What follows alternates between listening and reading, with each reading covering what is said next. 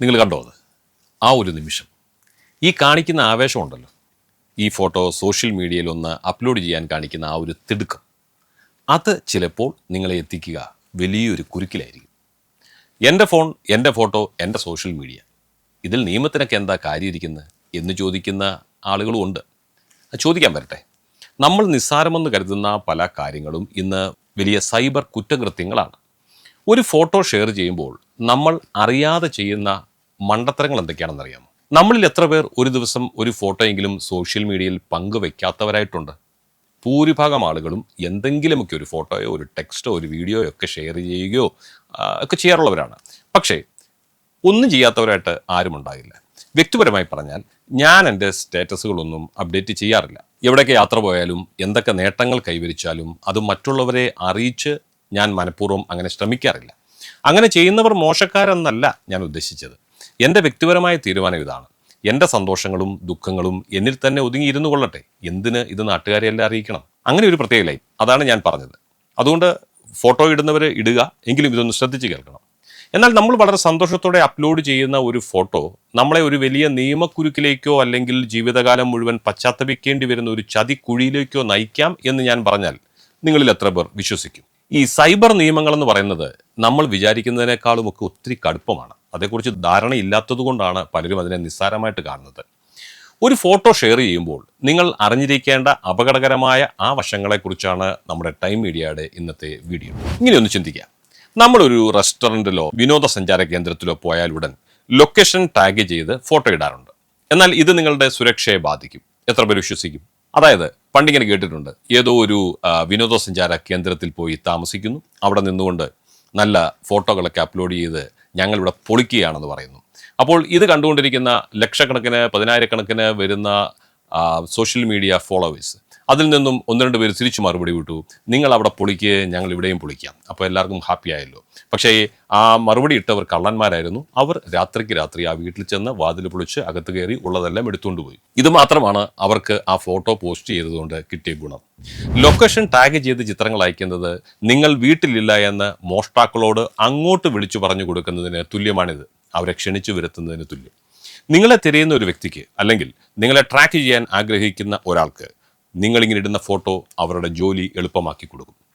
നിങ്ങൾ എടുക്കുന്ന ഒരു ഫോട്ടോയിൽ ആ ചിത്രം മാത്രമല്ല ഉള്ളത്, അതിൽ എക്സിറ്റ് ഡേറ്റ എന്നൊരു സാധനമുണ്ട്. ഈ ഫോട്ടോ എപ്പോൾ എടുത്തു, ഏത് ലൊക്കേഷനിൽ വെച്ചെടുത്തു, ഏത് ക്യാമറ ഉപയോഗിച്ചെടുത്തു, എന്തൊക്കെയായിരുന്നു സെറ്റിങ്സ് എന്നൊക്കെയുള്ള ഡീറ്റെയിൽസ് ഇതിൽ ഒളിഞ്ഞിരിപ്പുണ്ടാവും. സൈബർ ക്രിമിനലുകൾക്ക് നിങ്ങളുടെ ലൊക്കേഷൻ ട്രാക്ക് ചെയ്യാൻ ഈ ഡേറ്റ ധാരാളം മതി. നിങ്ങളൊരു രഹസ്യ യാത്ര പോയതാണെങ്കിൽ പോലും ഈ ഫോട്ടോ വഴി നിങ്ങളെ പിടികൂടാം. അതുകൊണ്ട് ഒരിക്കൽ കൂടി ഞാൻ പറയുന്നു, സോഷ്യൽ മീഡിയയിൽ ഫോട്ടോകൾ പങ്കുവെക്കുമ്പോൾ ലൊക്കേഷൻ വിവരങ്ങൾ ഓഫ് ചെയ്തിടാൻ മറക്കരുത്. ഇനി മറ്റൊന്ന്, നമ്മുടെ ഇടയിലുള്ള മറ്റൊരു ശീലമാണ് യാത്ര പോകുമ്പോൾ വിമാന ടിക്കറ്റോ അല്ലെങ്കിൽ സിനിമയ്ക്ക് പോകുമ്പോൾ സിനിമ ടിക്കറ്റോ ഫോട്ടോ എടുത്ത് സോഷ്യൽ മീഡിയയിൽ ഇടുക എന്നത്. അതിലെ ബാർകോഡോ QR കോഡോ നിങ്ങളുടെ പേര്, ഫോൺ നമ്പർ, പാസ്പോർട്ട് വിവരങ്ങളൊക്കെ അതിനകത്ത് ഒളിഞ്ഞിരിപ്പുണ്ടാവും. ഇത് സ്കാൻ ചെയ്താൽ നിങ്ങളുടെ വ്യക്തിഗത വിവരങ്ങൾ ഹാക്കർമാരുടെ കയ്യിൽ നിഷ്പ്രയാസം എത്തും. പിന്നീട് ബാങ്ക് തട്ടിപ്പിനോ ഐഡന്റിറ്റി തെഫ്റ്റിനോ ഇത് ഉപയോഗിക്കാൻ കഴിയും. കഴിവതും ഇത്തരം ഷോകൾ കാണിക്കാതിരിക്കുക. ഷോ ഓഫ് കാണിക്കുമ്പോൾ സ്വന്തം അക്കൗണ്ട് കാലിയാകാതെ കൂടി നോക്കണം. ഇനി അറിയേണ്ടത്, ഒരു ചിത്രമോ ഒരു വീഡിയോ പകർത്തുന്നതിന് മുൻപ് ലഭിച്ചിരിക്കേണ്ട ഒരു അനുവാദത്തെക്കുറിച്ചാണ്. അതായത് കൺസെന്റ്.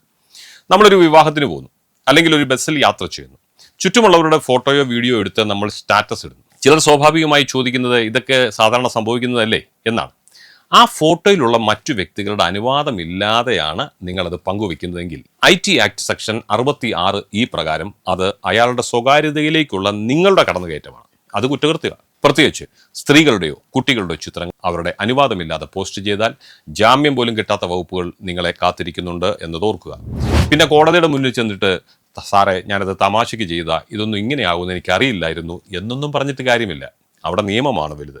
അതുകൊണ്ട് നിങ്ങൾ ചിത്രീകരിക്കുന്ന ഫോട്ടോയിൽ മറ്റുള്ളവരുണ്ടെങ്കിൽ ഫോട്ടോ എടുക്കാനുള്ള അനുവാദം അവരോടൊന്ന് ചോദിക്കുന്നത് എപ്പോഴും നല്ലതാണ്. ഇതാണ് ഏറ്റവും പ്രധാനപ്പെട്ട മറ്റൊരു കാര്യം. നിങ്ങളുടെ സുഹൃത്തുക്കളുടെയോ കൊച്ചുകുട്ടികളുടെയോ വഴിയിൽ കാണുന്ന അപരിചിതരുടെയോ ഫോട്ടോ അവരുടെ സമ്മതമില്ലാതെ പങ്കുവെക്കുന്നത് ക്രിമിനൽ കുറ്റമാണെന്ന് അറിഞ്ഞിരിക്കുക.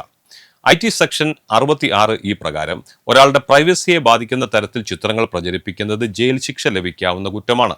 അത് തമാശയ്ക്കാണെങ്കിൽ സ്കൂൾ യൂണിഫോമിലുള്ള കുട്ടികളുടെ ചിത്രങ്ങൾ പങ്കുവെക്കുമ്പോൾ ശ്രദ്ധിക്കണം. അവർ പഠിക്കുന്ന സ്കൂൾ ഏതാണെന്നോ അവർ പോകുന്ന റൂട്ട് ഏതാണെന്നോ മനസ്സിലാക്കാൻ സൈബർ ക്രിമിനലുകൾക്ക് ഇത് വളരെ സഹായമാവും. കുട്ടികളുടെ സുരക്ഷ മുൻനിർത്തി ഇത്തരം കാര്യങ്ങൾ പരമാവധി ഒഴിവാക്കണം. ഇനി ഇതിന്റെ ഗൗരവകരമായ മറ്റൊരു വശത്തെക്കുറിച്ചൊന്ന് നോക്കാം. ഇന്ന് ലോകം ഭയക്കുന്നത് AI മോർഫിംഗ് ആണ്. ഇപ്പോഴത്തെ ഏറ്റവും വലിയ പേടി സ്വപ്നവും AI തന്നെയാണ്.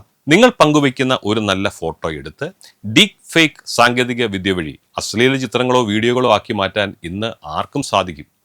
എൻ്റെ ഫോട്ടോയൊക്കെ ആരെടുക്കാനാണെന്ന് ഒന്നും വിചാരിച്ചേക്കല്ലേ. ക്രിമിനലുകൾക്ക് അങ്ങനെയുള്ള മര്യാദയൊന്നുമില്ല എന്ന കാര്യം ഓർക്കുക. ഇവിടെയാണ് IT ആക്ട് സെക്ഷൻ 67 വരുന്നത്. മോർഫി ചെയ്ത ചിത്രങ്ങൾ പ്രചരിപ്പിക്കുന്നത് കടുത്ത ശിക്ഷ ലഭിക്കുന്ന ഒരു കുറ്റമാണ്. നിങ്ങളുടെ സുരക്ഷയ്ക്കായി പ്രൊഫൈൽ ലോക്ക് ചെയ്യാനും പ്രൊഫൈൽ പിക്ചർ ഗാർഡ് ഉപയോഗിക്കാനും ശ്രദ്ധിക്കണം. പരിചയമില്ലാത്തവരുടെ ഫ്രണ്ട് റിക്വസ്റ്റ് വരുമ്പോൾ 10 വട്ടം ഒന്ന് ചിന്തിക്കുക, അക്സെപ്റ്റ് ചെയ്യണോ വേണ്ടയോ എന്ന്. നിങ്ങൾ പങ്കുവയ്ക്കുന്ന ഒരു സാധാരണ ഫോട്ടോ ആർട്ടിഫിഷ്യൽ ഇന്റലിജൻസ് ഉപയോഗിച്ച് സെക്കൻഡുകൾക്കുള്ളിൽ മറ്റൊന്നായി മാറ്റാൻ സാധിക്കും. കൂടാതെ നമ്മൾ പങ്കുവയ്ക്കുന്ന ഫോട്ടോകളിലെ മെറ്റാഡാറ്റ ഉപയോഗിച്ച് ആ ഫോട്ടോ എപ്പോൾ എടുത്തു, ഏത് ഫോണിലെടുത്തു എന്നൊക്കെ വിദഗ്ധർക്ക് പെട്ടെന്ന് കണ്ടെത്താൻ കഴിയും. ഇനി എങ്ങനെയൊക്കെ നമുക്ക് ജാഗ്രത പാലിക്കാം എന്നൊന്ന് നോക്കാം.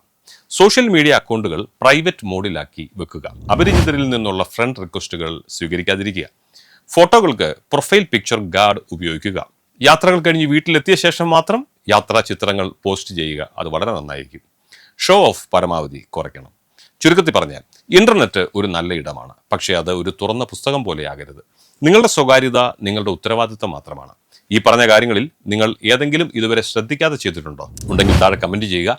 ഈ വീഡിയോ നിങ്ങളുടെ പ്രിയപ്പെട്ടവർക്ക് ഷെയർ ചെയ്യുക. കാരണം അവരും സുരക്ഷിതരായിരിക്കട്ടെ. സാങ്കേതികവിദ്യ നമുക്ക് നൽകുന്ന സൗകര്യങ്ങൾ സന്തോഷത്തോടെ ഉപയോഗിക്കാം, പക്ഷേ നമ്മുടെ സുരക്ഷയിൽ വിട്ടുവീഴ്ച ചെയ്യരുത്. ഈ അറിവ് നിങ്ങളുടെ സുഹൃത്തുക്കൾക്കും കുടുംബാംഗങ്ങൾക്കും ദയവായി ഷെയർ ചെയ്ത് നൽകുക. നിങ്ങളുടെ ഒരു ഷെയർ ഒരുപക്ഷെ ഒരാളെ വലിയൊരു അപകടത്തിൽ നിന്ന് രക്ഷിച്ചേക്കാം. സൈബർ നിയമങ്ങളെക്കുറിച്ച് കൂടുതൽ അറിയാൻ ഈ ചാനൽ സബ്സ്ക്രൈബ് ചെയ്യുക. മറ്റൊരു വിഷയവുമായി വീണ്ടും കാണാം. അതുവരെ എല്ലാവർക്കും നന്ദി, നമസ്കാരം.